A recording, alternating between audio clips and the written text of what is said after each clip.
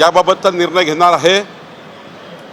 मागच्या वेळी आम्ही 25 जागा लढवल्या होत्या, त्या आमच्याकडे आहेत आणि बाकी महायुतीची बोलणी चालू आहे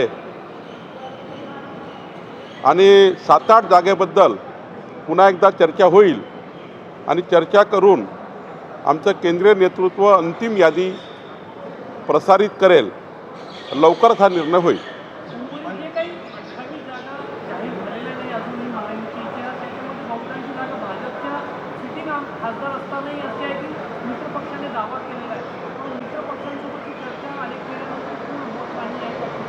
नाही, भाजपाच्या एकाच जागेवर मित्रपक्ष लढणार आहे, ती म्हणजे बारामती।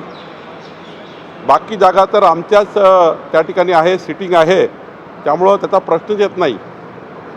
उर्वरित ज्या जागा आहे त्या जागावर काही आपले एकनाथजी शिंदे साहेब, अजितदादा आणि अशी चर्चा सुरू आहे।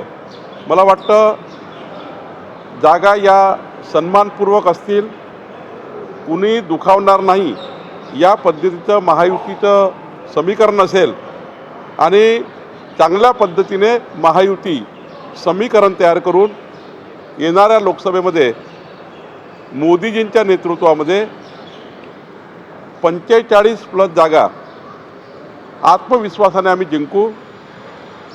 आम्हाला त्या ठिकाणी अहंकार नाही आहे, आत्मविश्वास आहे।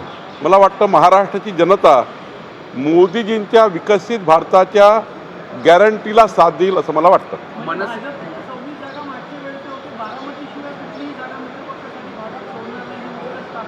नाही, मला असं वाटतं की ज्या ठिकाणी आम्ही सिटिंग आहोत त्या ठिकाणी आणि शेवटी आम्ही तीनही महायुतीचे पक्ष जिंकण्याकरता लढतो आहे।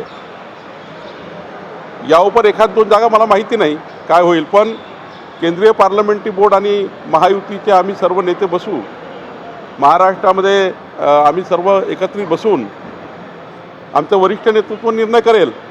पण साधारणतः एकनाथ शिंदेजी ज्या जिंकतील त्यांना गेल्या पाहिजे, अजितदादा जिंकतील त्यांना गेल्या पाहिजे आणि आम्ही जिंकत असू ते आम्ही घेतल्या पाहिजे। शेवटी